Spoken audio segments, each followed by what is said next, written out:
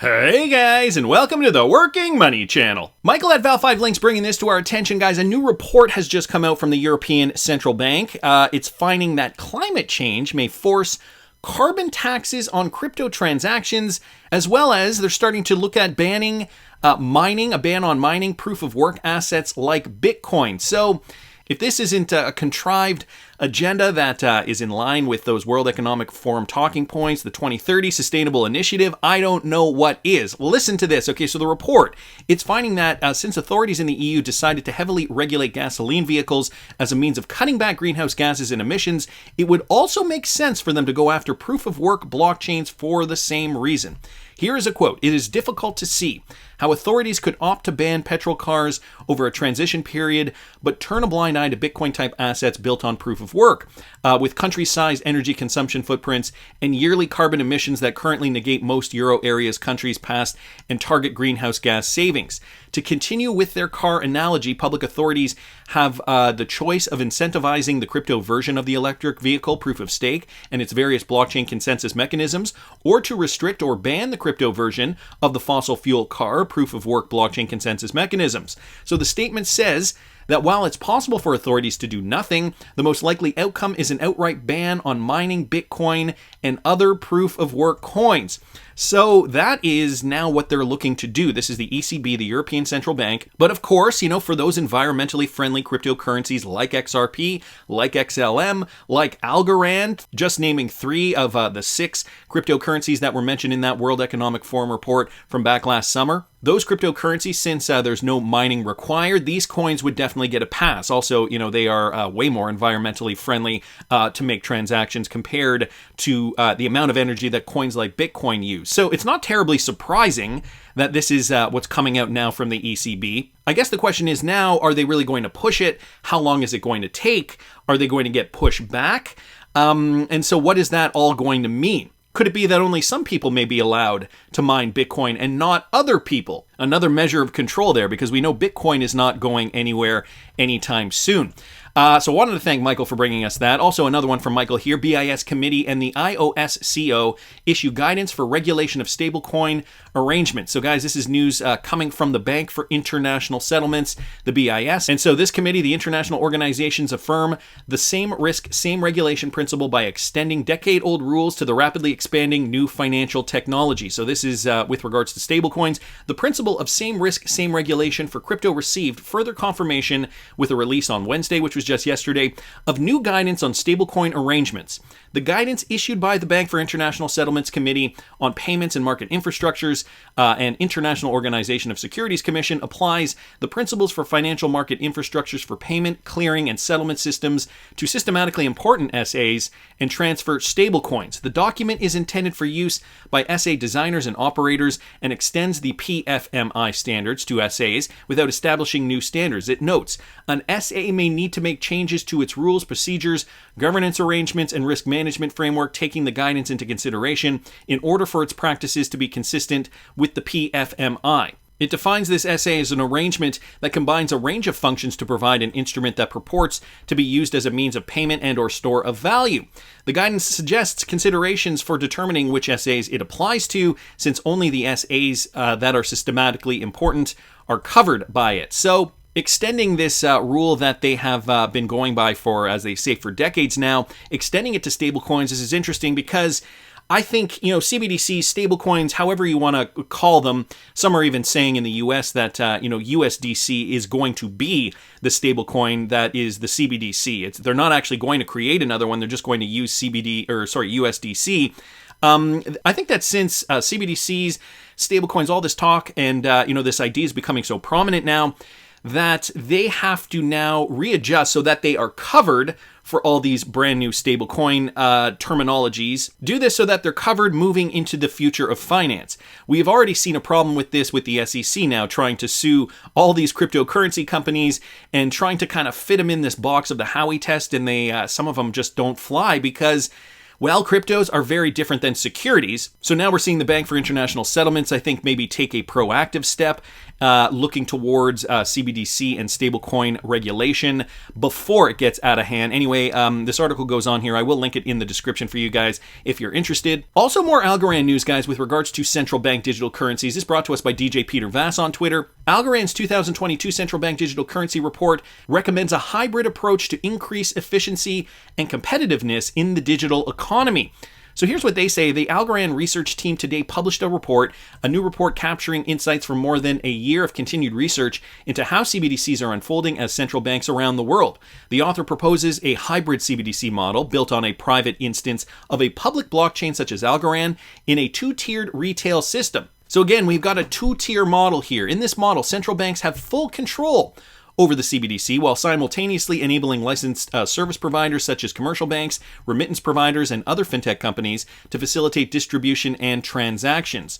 So the central bank would be the centralized agency, obviously with ultimate control, but they would allow some permissions to these more retail institutions or commercial institutions like banks, like they say FIs, fintech companies. Compared to traditional systems, blockchain-based retail CBDCs also promote broader financial inclusion, especially for those in the informal economy who might face difficulty opening a conventional bank account. Overall, in comparison to the traditional centralized digital currency, the proposed design will be simpler and more economical to implement and manage for central banks at scale.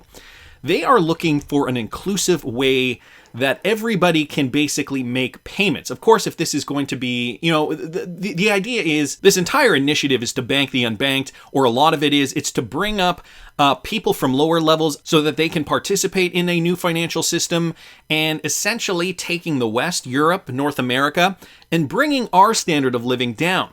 But what do you have to do if you want to bank the unbanked? You have to be able to, first of all, make cell phone technology readily available and affordable enough so that everybody around the world can basically do banking on their phone. Also provide a network system, i.e. 5G networks, and have a wide range of coverage around the globe in order for this to be a reality. So we're seeing, some of this happening in tandem. Now, in this particular case, Algorand is specifically publishing a report that's talking about CBDCs and how a model can be convenient for the retail user, but also, not relinquish too much control from central banks. It's interesting how they're framing this because, to me, it sounds like they're still leaning towards the big brother approach, the central banks having complete control and then allowing these other commercial banks and institutions to have permission to do what they need to do, but essentially Big Brother Central Bank is in charge, and us retail plebes at the far end of this, the retail use cases. Well, essentially banks would have control over what we do with our money, and essentially if they want to abolish cash, well, that's not good for us. We are at the complete mercy of government if that is the case. So again, an interesting report here brought on by the Algorand Foundation. Again, this is all bittersweet, guys. On the one hand, I'm like down with the WEF, down with the Great Reset. But on the other hand, I'm invested in the technology, the cryptos that they are utilizing, that they want to utilize to restructure the financial system. Algorand, XRP, XLM, Cardano, those are just a few that they've mentioned over the years. And there was also this guy, so this also connects, and I'll tell you why. Mojaloop Foundation, interested in learning more about the different components of the Mojaloop ecosystem and how they work together to help drive financial inclusion. See, there's that word again, financial inclusion. So you can download the paper here, and the paper, it's just a 2-pager. Some of the things I wanted to point out here with regards to settlement. The Mojaloop Hub does not transmit money. Instead, it transmits all of the details of a transaction in a highly secure manner to all of the participants of that transaction. The money follows on behind in a process called settlement, using a variety of approaches in order to maximize efficiency and reduce cost. Well, we know that Mojaloop is Ripple enabled. This is no secret. We heard even back in 2020, and I think they've been Ripple enabled even since before 2020. This was a question and answer period with the head of social impact at Ripple, Ken Weber. So he has a connection to Ripple, but also served on the Mojaloop board. But it has been well documented that Ripple is a partner of Mojaloop and that Mojaloop, these guys are Ripple enabled. During settlement funds to cover the transactions that have occurred since the last settlement are transferred from debtors to creditors. So just explaining how the settlement works. Various settlement models are supported, including gross settlement, settlement on a transaction by transaction basis, and net settlement, settlements of a resulting position, credits minus debts or debits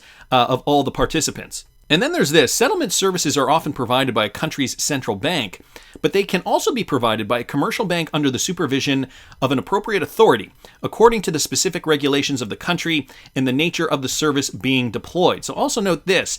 Central bank settlements. Seems to me like that's in line with CBDCs and the initiative that they are eventually trying to push. You can't just settle to somebody's private bank account directly, or I mean you could, but that's not what they're saying here. And the reason I found this interesting, well, of course we have the Ripple connection, but there's also the Bill Gates connection, and we know Bill Gates, the Bill and Melinda Gates Foundation, they started the Mojaloop open source project back in 2017 to support building open, interoperable solutions that improve access to digital financial services for the underserved. So again, focusing on the unbanked and underbanked. Now the project has evolved into the formation of the Mojaloop Foundation, a charitable organization that will support the ongoing development and adoption of Mojaloop. As a nonprofit sponsor member, the Gates Foundation will continue to work, initiated by the Mojaloop open source project, and engage with digital financial service providers, regulators, NGOs, and government offices looking to address the critical challenges faced by local underserved communities. And again, this was published back in 2020. Now, Bill and Melinda Gates, we know the connection there. We also know that there's a connection. Mojaloop Foundation, the Rockefellers, this company has some big ties to really influential players in the financial system. Central banks obviously are on board with this as well. And the reason this piqued my interest, guys, is because I saw this tweet here from Esoteric XRP. You can't make this up. So he found a patent, okay, and he has the link down here if you guys want to go to the link. I will actually link it in the description of the video as well. You have the link to the patent. It's all here. And what it says is, he says, the patent describes a sensor attached to your body that connects to a cryptocurrency system. To onboard people, crypto rewards are given for certain expected activities. And so he goes on just to say, you know the rest of the story. And take a look at this. The number, the international publication number of the patent, 060606. Yeah, you can't make this stuff up. Applicant is Microsoft, which, as we all know, was founded by Bill Gates. And so just to read from the abstract here, the human body activity associated with the task provided to a user may be used in a mining process of a cryptocurrency system. A server may provide a task for a device of a user which is communicatively coupled to the server. So basically, you're going to have a sensor in your body implanted in you to be able to mine crypto. Well, I mean, is that going to be for me or is that going to be for the state? All things that make you go, A sensor communicatively coupled to or comprised in the device of the user may sense body activity of the user, so they'd also be tracking our body activity. Body activity data may be generated based on the sensed body activity of the user. The cryptocurrency system communicatively coupled to the device of the user may verify if the body activity data satisfies one or more conditions set by the cryptocurrency system and award cryptocurrency to the user whose body activity data is verified, or is, I think that says verified. So what they're saying is, yeah, you guys will be able to mine crypto with a chip implanted in your body. Nowhere here does it say, yeah, but you'll have to pay tax on that. Nowhere here does it say, yeah, but if you do not comply with our rules, you will be mining this cryptocurrency and it will be going straight to the government. There's a lack of details here. You will mine crypto and you will be happy. The other thing that I was also thinking is the technology going to get so good that they are going to use your body's energy to actually do the mining so that they're not actually utilizing electricity? Anyway, you will mine us crypto and you will be happy. I find this interesting considering it is patented by Microsoft. That international patent number 2, Mark of the Beast, anyone? Oh, I didn't want to go there, but I'm going there. And that also brings me back to this, guys, from back a couple of years ago. Ripple compatible chip development sponsored by the US Navy. So there was this piece of news. Ripple has been contracted by the US Navy to actually create an embedded microchip, an implantable microchip, and make it compatible with the Ripple blockchain. So Are we going to see payments through an implantable chip? This is Catherine Austin Fitts. I'm not going to play you guys this video, but she talked about this back in 2020. So this is confirmed. U.S. Navy has developed this in conjunction with Ripple. Now we're seeing this patent come about, and that number here, the international publication number, I'm not going to lie, kind of scares me a little. Patented by Microsoft. Of course, we know Bill Gates, the head of Microsoft. Bill Gates, or rather the Bill and Melinda Gates Foundation, also one of the founders of Mojaloop, which is also a Ripple partner. So is sci-fi becoming more of a reality? Tell me down in the comments what you guys think, and please subscribe to the channel if you have not already, guys. I'm trying to hit 100,000 subscribers by the end of 2022. I really want to see if we can make it happen. So if you're not subscribed yet, please subscribe to the channel if you haven't already. A thumbs up always helps the algorithm too for the video. So a thumbs up if you like the video. I always love hearing your comments, and I'll see you in the next one, guys.